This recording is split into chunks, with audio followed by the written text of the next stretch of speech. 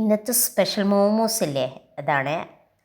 Cabbage, carrot, capsicum, അതുപോലെ കക്കരി, വേവിച്ച് പൊടിച്ച് വെച്ച ചിക്കനും കുരുമുളക് പൊടിയും ആവശ്യത്തിനുള്ള ഉപ്പും സോസും മയോണൈസും ചേർത്ത് നമുക്കൊന്ന് യോജിപ്പിച്ചെടുക്കാം. ഞാൻ വെജിറ്റബിൾസ് ഒന്ന് വേവിക്കാതെയാണ് എടുത്തത്. ചിക്കൻ ആദ്യമേ വേവിച്ച് പൊടിച്ച് വെച്ചതാണ്, ഉപ്പും ചേർത്ത് വേവിച്ച്. ഇതെല്ലാം ഒന്ന് മിക്സ് ചെയ്യാം. നന്നായി മിക്സ് ചെയ്ത് ഞാൻ 2 മണിക്കൂർ മുമ്പേ മാവ് കുഴച്ച് വെച്ചിട്ടുണ്ട്.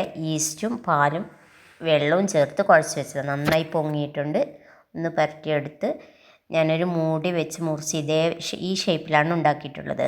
ഏത് ഷേപ്പ് വേണമെങ്കിലും ഉണ്ടാക്കാം. ഞാൻ ഇങ്ങനെ ഒരു ഷേപ്പിലാണ് ഉണ്ടാക്കിയിട്ടുള്ളത്.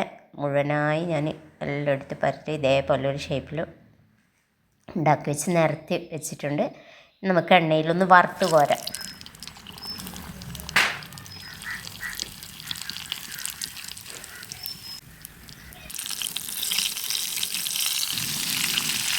മോമോസ് ആവിയിൽ വേവിക്കുന്നതല്ലേ, ഞാനിത് എണ്ണയിൽ വറുത്ത് കോരി നല്ല ഫ്ലഫി ആയി കിട്ടും. നല്ല സോഫ്റ്റാണ് കേട്ടോ.